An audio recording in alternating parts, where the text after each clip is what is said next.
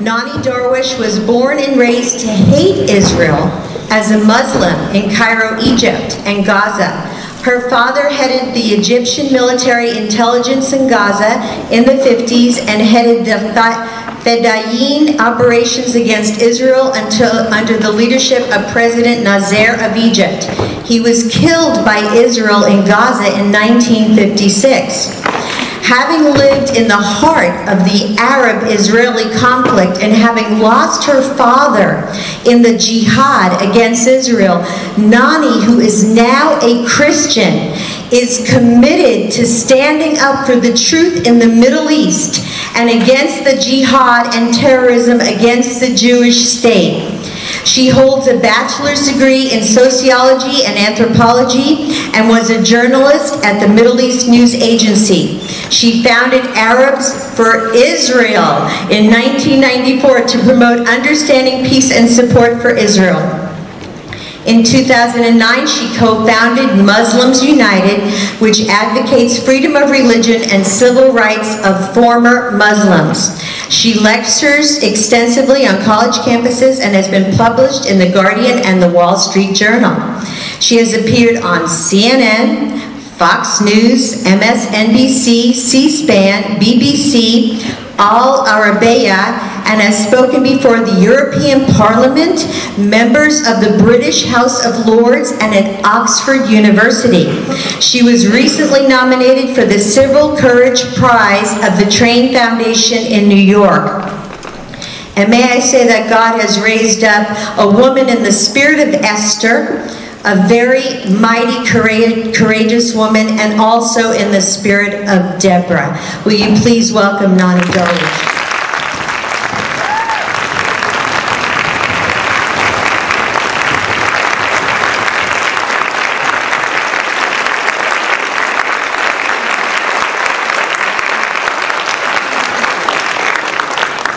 Happy Hanukkah! Yay! I'm honored to be here on the stage with the Deputy Prime Minister, the Council of Israel, all the rabbis and the pastors. It's a great honor to be here with all of you great Jewish people and Christian people and people of Los Angeles. Hanukkah is a festival of lights, a spiritual victory for religious freedom. People of all religions, especially former Muslims like myself, can learn something from Hanukkah. Bowing to a worshiping human leaders will further enslave us and move us away from the blessings of God. I lived half my life in oppressive dictatorships and police states. Muslim citizens stepped on each other to get favoritism from their leaders.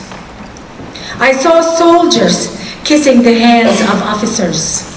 I saw citizens begging leaders for what is considered simply in the West as your human rights. Simple human rights, we beg for it in the Middle East. There is also a lesson we can all learn from Israel. A country that defied all odds and bowed only to its God. I'm in awe of the rich Jewish culture and the wisdom and the legacy of the Jewish people. It's a miracle of hope and perseverance, surrounded by rage, tyranny, and terror. Israel is not neighboring Switzerland. It's not a neighbor of Belgium. It's a neighbor of tyrannical regimes and want to bring it down. But despite of all this, it managed to live by its higher moral and ethical standards.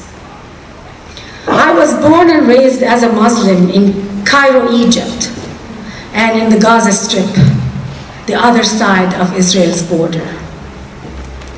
I lost my father to the conflict with Israel. I lived through the 56, the 67, and the 73 wars and all the conflicts in between. My life was a series of life under war. I now understand that it must be a miracle. It's God's protective hand over Israel that enabled it to survive and thrive for 62 years and beyond.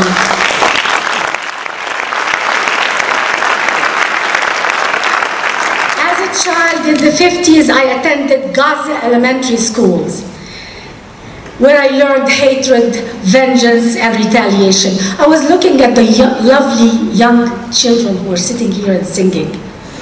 They're singing about life, about light, about hope, about justice, about peace. What we learned was nothing but jihad and martyrdom, and killing Jews, and destroying. That's what I learned as a child. They filled our hearts with fear of Jews, which made hatred come easy. Terrorism acceptable. Who wouldn't want to terrorize a monster? That's how they taught us that Jews are monsters. The lies and the propaganda and the misinformation is everywhere in the Middle East, and it still exists until today. It's embarrassing to even repeat in my mind the amount of hate propaganda and taught to us children in the Middle East by our spiritual leaders.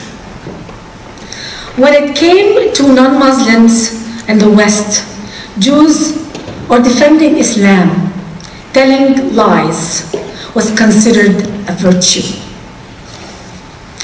When the West Bank and Gaza were in Arab hands before the '67 war, their economy and infrastructure were neglected on purpose.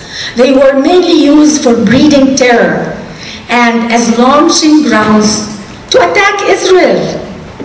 A lot of people now look at the West Bank and Gaza and they say, how come it's not as prosperous as Israel? And they blame Israel for it. And I want to tell you that 22 Arab countries did everything they could to keep the Palestinian people in bad situation.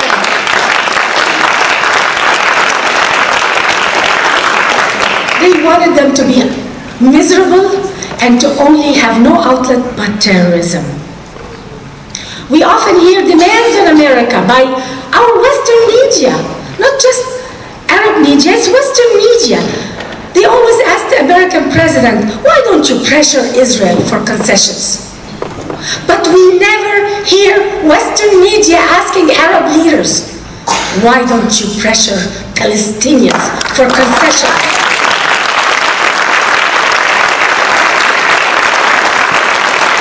Palestinians line up for work on the board, not on the borders with Egypt. Not on the borders with Jordan or Syria.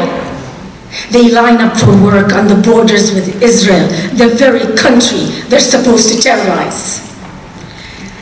And believe it or not, I have an organization called Arabs for Israel. I get a lot of mail coming to me. Arabs who figured it, but these are the minority. I even get some mail from Arab citizens telling me they think I have an ability to take anybody to Israel. They say, how can I go to Israel? I want to go and live in freedom in Israel. I get this email all the time from Arabs who are oppressed under all these tyrannies and the police states and the oppression in all Arab countries. And they tell me I want to go to Israel to live in freedom. It has now become also very convenient after 9/11 to blame the terrorism on the occupation of the West Bank and Gaza. But they don't know that I remember history. Before the occupation of the West Bank and Gaza, there was terrorism against Israel before the '67 war, and I lost my father. I grew up listening to Muslim preachers from the pulpit of mosques cursing and yelling, "May God destroy the Jews, the enemies of Allah."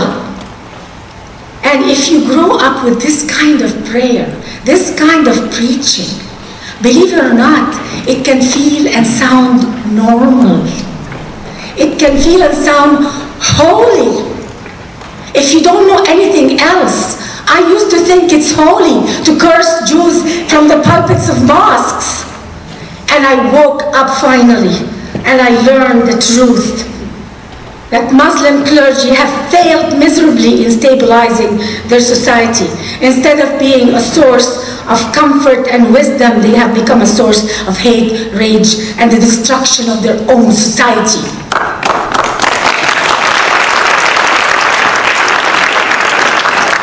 And that's why I speak out. I speak out of love for Israel. And I also speak out of love for my culture of origin. Terrorism is not Arab terrorism, Islamic terrorism. It's not only hurting Israel. It's destroying the moral fabric and goodness in Arab culture. And it must end. The Arab-Israeli conflict is not a conflict over land. It's a religious holy war that is never ending. Islam is very threatened by the existence of the Jewish people. It has not reconciled itself to live in peace with the Jewish people. Unfortunately, Islam until today is very threatened by other religions. Israel is not perfect. No society is. But the way the Jewish people have been treated by my people is tragic and a disgrace, and the world must realize that, and it's a crime against humanity.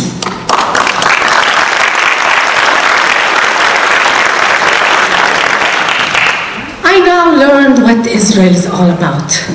It took me 50 years or more to figure it. But I now know that Israel is about light, it's about hope and justice. We all know in our hearts who wants peace. We don't have to kid ourselves. We know who wants peace and who wants excuses. Who wants to build and who wants to destroy. Who wants to go exist and who wants to replace and annihilate. The world must stop fooling itself. The West must understand what's at stake. Supporting Israel is supporting peace, supporting justice and truth. Israel's fight is our fight. It's all of our fight, regardless of religion. I pray that my people, the Arab people, will see the truth about Israel, that it's not an enemy, but an asset in the region. I pray that one day Israel will become welcomed by its neighbors. And because it's the right thing to do. Israel's place, its rightful place, is exactly where it is right now. And it's in its holy land, Jerusalem. All of Jerusalem as its capital.